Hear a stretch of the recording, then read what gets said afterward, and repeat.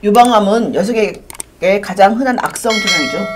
여러가지 신체적, 정신적 문제를 일으킬 수 있고, 다행히 조기 발견하고 더 나은 치료를 해서 요즘에 많은 여성들이 생존하고 있고, 미국에서 암 생존자 중에 가장 큰 비율을 차지하고 있습니다.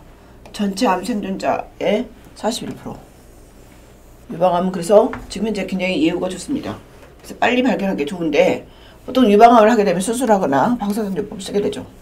그럴 때 이제 해부학적 변화가 있으면서 신체 이미지 변화가 있기 때문에 성적 자존감이 떨어지고, 그 중에서 특히 성기능에 가장 해로운 것이 이제 화학요법, 항암제를 쓰거나 내분비요법, 항에스트로겐을 쓸 경우인데, 이렇게 이제 유방암이 완치된 후에도 여성이 겪는 가장 큰 문제가 여성의 성기능과 관련된 문제입니다. 그래서 이 문제로 저에게 찾아오는 여성이 많고, 굉장히 이것 때문에 고민한 여성이 많습니다. 그래서 유방암은 치료가 됐지만 그 후에 남편과 관계가 소원해지거나 가정이 깨지거나 섹스리스가 되거나 이런 일이 많죠.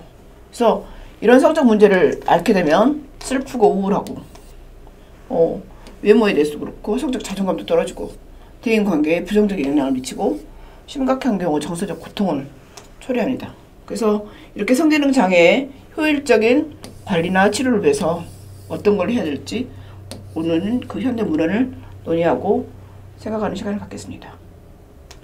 특히 유방암 수술할 때 우리가 내분비 치료로 아로마테이즈 이니비터는 타목시펜을 쓰게 되는데, 이게 항에스트로겐이거든요. 그러니까 에스트로겐이 더 이상 몸에서 분비가 안 되게 에스트로겐을 떨어뜨려서 유방암이 재발하지 않도록 하는 치료를 하는데, 옛날에는 이런 치료를 한 1년인데 요즘 한 5년 이상 하고, 그리고 5년이 지나도 여전히 에스트로겐에 대해서는 절대 보충요법을 쓰지 않거든요. 근데 이런 것들이 전부 다 나중에 열이 나거나 그 다음에 환자들이 성교통을 일으키거나 성적인 관심을 감소시키거나, 그래서 성건강에 부정적인 영향을 미쳤습니다. 특히 아로마테이즈 이니비터를 사용한 여성들한테는 질인지 윤활이 부족해졌고, 성교통 이게 74%, 성교통이 57%, 성상환에 대한 불만이 42%를 보고했고, 타목시펜을 쓸 경우 윤활 부족이 40%, 성교통이 31%, 성상환에 대한 불만이 18%, 그리고 오르가슴 장애는 이 두 가지에서 크게 차이가 없었다고 합니다. 어쨌든 질이 물이 잘 안 나오고 아프고, 그 다음에 성적으로 뭔가 불만스러운 이런 상황이 됩니다. 그런데 유방암 때문에 그 약을 끊을 수도 없고 에스트로겐을 보충할 수도 없죠. 이런 고민이 있어서 여성 성기능 지수랑 성교통 척도를 사용해서 했더니 77% 여성이 성기능 장애 진단을 받았습니다. 그러니까 100명의 유방암 환자 중에 77%가 성기능에 문제가 있었던 거죠. 그 간주와 동료들이 연구를 했더니 신체적, 정서적 기능이 정상화되었지만, 그러니까 유방암 수술한 다음에 유방 확대술을 다시 하거나 몸 상태는 좋아졌어요. 그렇지만 파트너와의 성행위는 감소했고, 그 다음에 지속적인 질이 건조했고, 요식음으로 인해서 성기능이 손상된 상태로 남아있었고, 이게 별로 좋아지진 않았다는 거죠. 그리고 라이브스트롱이 3,000명의 유방암 환자들에게 이제 치료를 했어요. 그리고 나서 설문조사를 했더니 암 생존자에게 성기능과 만족도가 세 번째로 자주 보고되는 우려사항이었다 그래요. 예를 들어 유방 제거한 다음에 신체적인 거, 우울증 이런 것들이 문제 있지만 이 성기능도 세 번째로 가장 우려되는 상황이었고, 그래서 근데 이런 문제로 치료를 받는 여성이 절반 미만이었다고 해요. 거의 대부분 치료를 하고 있지 않고 그대로 살고 있는 거죠. 만약에 여러분이 유방암 치료를 받았다고 하면 여러분의 성적 문제를 한번 확인해 보세요. 성욕이 어떤지, 흥분이 되는지, 윤활이 되는지, 오르가슴 장애가 없는지, 성적 만족이랑 성교통은 없는지 보시고, 그리고 파트너와의 상태가 어떤지, 전체적인 본인 건강이 어떤지, 그 외 동반된 질환이나 친밀감, 두 사람 사이의 놀이로서의 성의 역할이 되는지 한번 확인을 해보시기 바랍니다. 폐경의 비뇨생식기 위축증, GSM이라고 하죠. 제니토 유리너리 신드롬 오브 메노포즈. 그 다음에 외음질 위축증, 불보 베지널 아트로피, VBA라고 하는데, 이거는 보통은 폐경의 때 생기는 증상인데, 유방암 수술한 다음에 안티에스트로겐을 쓰면 인위적으로 이런 게 만들어져요. 그러니까 젊은 여성여도 안티에스트로겐 쓰면 GSM이나 VBA가 생깁니다. 원인은 폐경 후에 발생하는 에스트로겐 저하인데, 유방암 수술할 때는 한 다음에 인위적으로 에스트로겐 저하를 상태를 만들죠. 폐경 후 여성의 한 50% 발생하고 유방암 생존 여성의 75%에 발생합니다. 그러니까 유방암 치료했어도 치료가 완치됐지만 75%에서 이런 증상이 발생하죠. 그래서 이게 다 항암제나 그 다음에 케모세라피, 화학요법의 결과죠. 근데 이게 시간이 지나면 악화되고 그리고 치료를 하지 않고는 개선되지 않습니다. 이게 가장 문제예요. 암은 치료가 됐지만 이런 성기능 장애나 이런 것은 개선되지 않아요. 그러면 당연히 삶의 질에 상당한 영향을 미치겠죠. 그래서 반드시 이 문제를 해결해야 합니다. 어떻게? 잘 해결해야겠죠. 이 제니털 유리너리 신드롬 오브 메노포즈나 불보베지널 아트로피, GSM과 VVA는 외음질 위축증, 성기능 장애, 방광요도 증상 이 세 가지 증상을 나타내는 게 GSM의 특징인데 인파워 스터디에서 보면 질 건조증이 한 79% 나타나더라.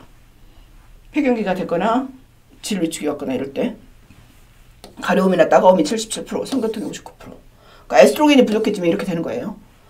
비바 스터디에서 보니까 질 건조증이 83%, 타는 듯한 통증 14%, 만지면 아프다가 11%, 요실금이 30%. 그러니까 62%가 상당히 불편하다고 보고를 하고 있고, 그래서 이 GSM은 호르몬 치료를 하지 않으면 악화가 돼요. 그리고 60% 예상에서 발생하고 90% 이상이 상당히 불편하다고 느껴요. 그리고 GSM 75%는 치료를 보통 사람들이 하지 않아요. 방치하는 거죠. 그런데 이렇게 생긴 질 위축은 삶의 질, 성관계도 안 되고 자신감도 없어지고 남녀관계에 안 좋은 영향을 미치죠. 그러니까 폐경구에는 에스트로겐 보충하면 되지만 유방암 환자들 경우는 또 이렇게 보충할 수가 없잖아요. 그래서 모든 과학자들이나 의학자, 산부인과 의사들이 다 고민하고 있고 막상 본인 당사자도 굉장히 고민하고 있죠. GSM 치료를 위해서 에스트로겐 외에 뭘 쓸 수 있는지도 고민을 했죠. 질 보습제, 질 윤활제, 국소크림을 쓸 수 있습니다. 전신이나 국소 에스트로겐을 치료할 수 있죠. 하지만 이거는 유방암 환자들한테 사용할 수가 없죠. 그 다음에 질 윤활제를 쓰면서 같이 질 확장제를 사용할 수도 있습니다. 그 다음에 리도케인을 쓰는데 국소적으로 쓰거나 이제 주사를 넣을 수도 있고요. 물리치료를 하거나 정신과 상담을 하거나 최근에는 질 레이저가 도움이 된다고 보고를 하고 있습니다. 이런 비뇨기 증상은 생활습관도 변화하고 경구용으로 약도 먹고 질 에스트로겐 요법도 쓰고 코크란 리뷰 최근에 리뷰를 보면 질 에스트로겐 크림이나 질정이나 링이 모두 GSM에 효과적이고 이럴 때 재발성 방광염물 발생을 줄였고 오히려 항생제보다 훨씬 효과적이더라. 그래서 이런 증상이 있으면 에스트로겐을 써야겠죠. 그래서 유방암 환자들이 어쨌든 질이 건조하다 그러면 질 보습제나 윤활제를 안 쓰는 것보다 쓰는 게 좋지만 유지 기간이 짧아요. 그리고 이제 전신이나 국소 에스트로겐을 썼을 경우는 가장 효과적인 치료법이지만 이 전신 호르몬 에스트로겐은 유방암 과거력이 있거나 현재 유방암인 사람들은 절대 쓸 수 없는 금기죠. 그리고 GSM은 유방암인 경우 특히 불편한 증상인데도 의사나 환자 모두 국소 에스트로겐 쓰는 것도 꺼려요. 그래서 치료가 쉽지가 않아요. 가장 효과가 있는 에스트로겐을 쓰기가 어렵기 때문입니다. 그래서 우리나라 사람들 같이 뭔가 사용하기를 꺼려하는 사람들한테 조금 더 쉬운 치료가 질 레이저 치료입니다. 질을 위한 레이저 치료인데 프랙셔널 CO2나 어비움 레이저나 RF나 소노 레이저를 쓰는데 질 건조증하고 성교통에 효과적이고 경도나 중등도 요실금이라든가 질 탈출증도 개선시키고 있습니다. 질 레이저에 대해서 가장 논문이 많은 게 프랙셔널 CO2 레이저거든요. 이거는 특히 GSM의 올터너티브로 대체적으로 쓸 수 있다고 돼 있고 질 에스트로겐 치료에 반응하지 않거나 쓸 수 없는 GSM에 사용하고 보통 4주 간격으로 3번 정도 썼을 때 질의 건강 축도와 증상 개선이 82% 정도 좋아졌다. 만족도가 82%입니다.